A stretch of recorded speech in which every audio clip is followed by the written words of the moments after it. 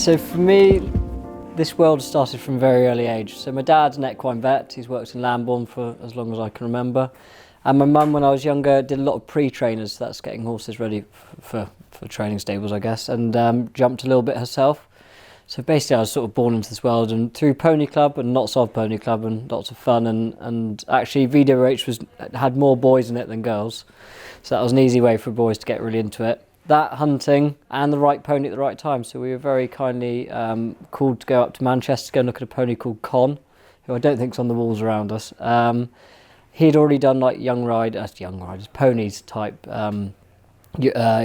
championships all the way through. He's a little bit older, but he had a, what would you call him, like an air rifle pellet in his joint.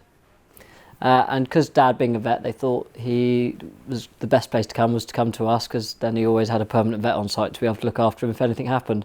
Can honestly say nothing ever happened, so we were very lucky to get a free pony that was incredible, with absolutely no problems. But that's what really got me hooked into it. He was an awesome jumper, incredible cross country, and we just had some great fun. So I did all the pony teams when I was younger, and then slowly sort of fed up through there.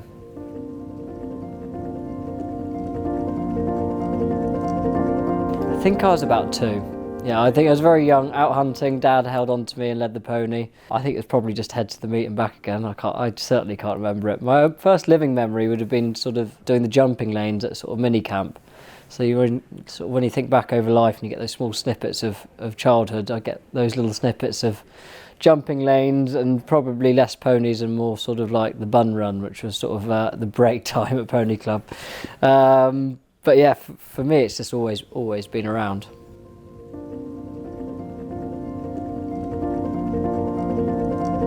I didn't for a while, so I went to school, absolutely loved it. Went to Oxford Brookes only for a few weeks. Chose something that wasn't quite for me, or I didn't quite see the direction for it. So thought I'd defer a year, and I thought that was a perfect time to go and do a bit of eventing. And from there, being end of our season, I did the last couple of big events that were in our calendar, which were Buccalo and Po, and they are both great fun events. And I thought, you know what, this life seems for me. To give a bit of context, sort of Buccalo is in Holland, and it's right outside the Grolsch factory. So even though it is very much an event, Saturday is very much sort of a beer festival combined with the cross country going around. So it is a great atmosphere and great fun. And Po is down at the Pyrenees, south of France, and it's just beautiful. You're down by the mountains, very relaxed vibe, very different to sort of the big 5 stars that are sort of Badminton, Burley we have in the UK. And yeah, just got absolutely gripped and hooked by it.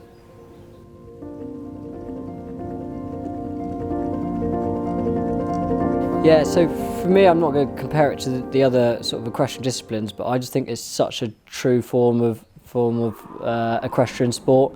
It's a triathlon of horses. It doesn't matter if you're male or female, we all compete evenly. It doesn't matter if they're mares or geldings or if they're 5 or 10 or 12. Everything's on an equal playing field, and one horse might be amazing at dressage, but if you're amazing at dressage, you tend to lose out on maybe some of the endurance side of the cross country. And I just think it's yeah, for Tokyo Olympics, there was this real thing going around with about 2 hearts, and I really think it's very true in our sport. Like, there's so much on a bond, and I think Dublin will really show that. Obviously, we've now been lucky enough to go to Paris Olympics, but first got him and we were absolutely brilliant, and he's so easy, and Nicola have done the most incredible job, but it's really taken me a year to get to know him. And it's just about building relationships, spending time together, understanding one another. Like, if we look left cross country, they go left. If we look right, they go right. So it's actually going from a feeling rather than from actual asking anything, really.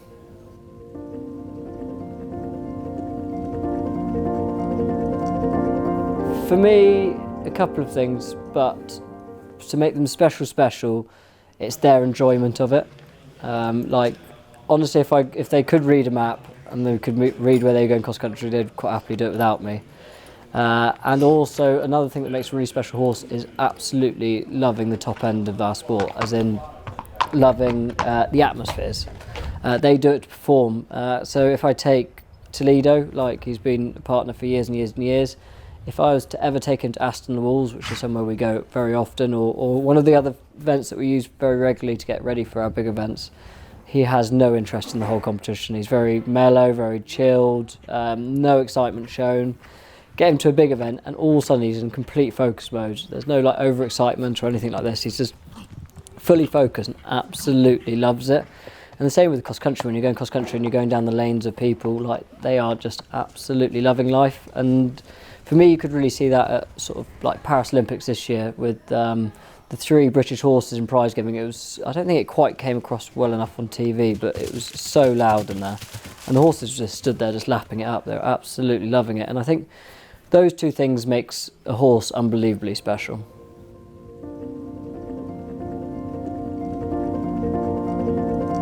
Yeah, so like any athlete from any sport, whether you took a football player, if you look at the numbers that go into like academy football to get through, the first thing that gets sort of takes people away is soundness. So sort of whether they're fit or not, or whether their bodies can cope with the actions, and that's exactly the same here. So first of all, it's looking at their conformation. It's not even that their conformation always has to be perfect, it's just soundness. If they can come out every day, they can work away, they can run at their events. I think that's really important. And I think another thing that really goes alongside that, and people see it for a different reason, but I see it as going alongside it, is their mental ability to train. Because if they obviously need a lot of work because they're a little bit highly wired, a little bit energetic, they need a lot more work. But if they're actually quite relaxed as a person or as a horse, you can actually explain to them very quickly, and if they're sort of bright and sharp, they understand it very quickly, and it doesn't mean that hours and hours are spent on a few things, just teaching them and learning through a process. So for me, it's between those 2 things really.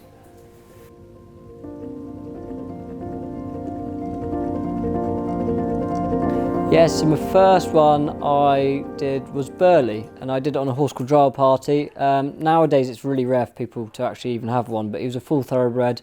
He raced on the track, he just decided he was a bit too intelligent. I think at home on the gallops, I think he showed a lot of promise. He was un Desperado, which is the same breeding as Best Mate, so they had huge hopes for him.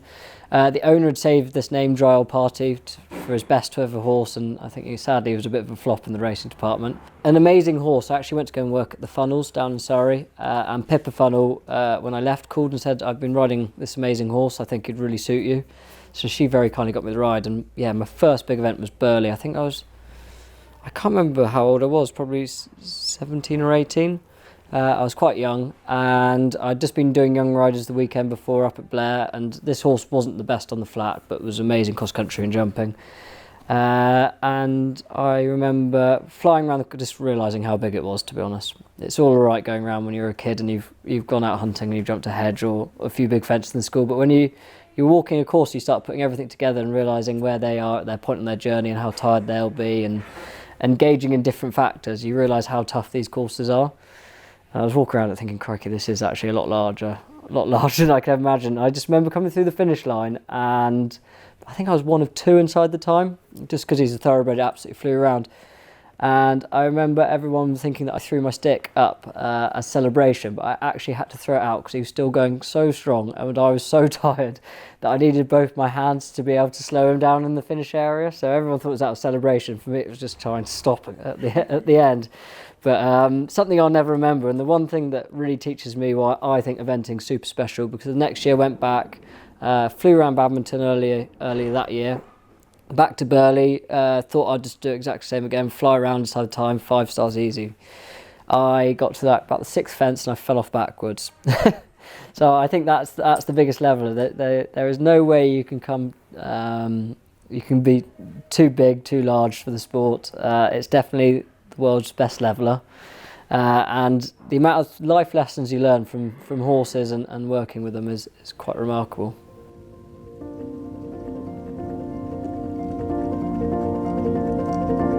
Oh, hugely. I came into it for cross country, and that alone, I thought, when I was younger, a lot of people were asked if I was going to go jumping route, but I just thought jumping the same sort of style fences in an arena every single day sounded quite boring to me. Although I must say, on retrospect, it actually looks quite fun at the top level for sure. But fully came into it for cross country, and actually, the more I've done, the more I've actually loved every phase. And now I'd actually generally say it's a level par. So I really enjoy dressage. I went when I was younger to Carl Hester's to try and get into it and try and learn as much as I could. And I must say I'd been there a week or 2 weeks, and I was mesmerised about what they could do with their horses and their training. And Carl's so relaxed, and so good with his horses, and what these horses could do was incredible, and I thought that is actually special. And realised to understand that on a different level. So I obviously understand eventing, and I understand the thrill and the excitement and what the horses have to do to be able to do it. But to see that at the top level, you realised how amazing it was. So actually now I think it's a very wide spectrum of love for all of it.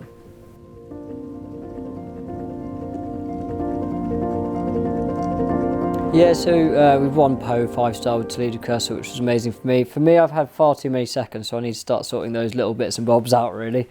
Like, so many. But for me, career highlights, of course you can look at the top, but sometimes I still remember like one of Toledo's first events, and for me that was an amazing highlight, just the feeling that what he gave me when he was younger. Or him going to the 7-year-old championships at Lyon. All those little things are amazing. Or back down to young riders, where actually that is really your pinnacle at that time and age of your life, and coming back with team golds and medals. I was quite a sporty kid when I was younger, and I loved my rugby and loved my team sport. And obviously equestrianism, although we are one team and everyone looks out for each other, you're very much an individual. Okay, we've got massive teams around us, and obviously you're building teams. So I've really loved all the team sports. So for me, it was when I was younger, sort of doing the Nations Cups and trying to win those to other bits. And actually, probably another career highlight as I'm going through it is probably winning the Grantham Cup at Belton years ago when I was really young on a horse that everyone thought probably wouldn't be able to win it. And little things like that, I think it's fulfilled. I try not to set my sights on one big thing, because I think otherwise you can get a little bit Rory about it until he's finally done it, and it all becomes about one goal, and there's too much pressure on one thing. So I think if you can have yourself many highlights and many little goals, then it'll all add up to one big one.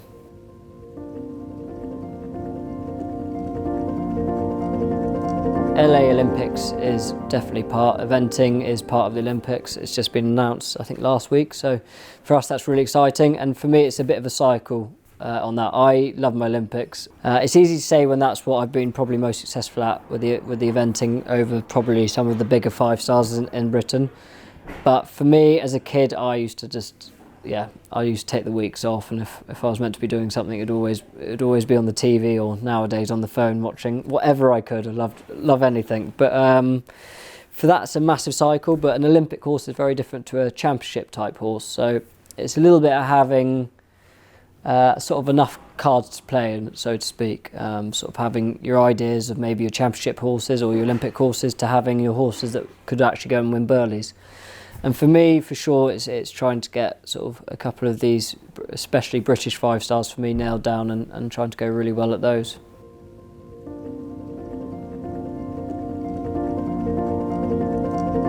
For me, it's easy to say, but it's work hard, and I'm now probably middle way through my career, and I haven't even learnt half what there is to learn. Like, there's not a chance you can learn everything, but the best way you can do is go to as many people as you can and try and pick up as many little tips as possible, and also not become too refrained. Don't just, if you're lucky enough to have a setup at home, don't just get stuck at home. Go and see the world, go and see places.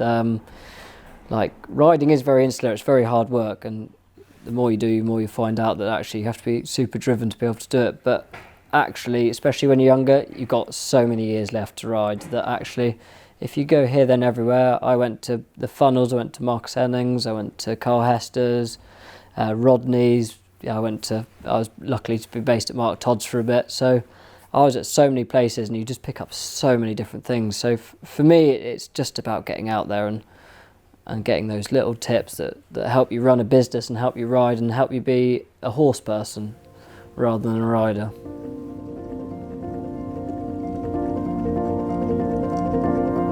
I would say so.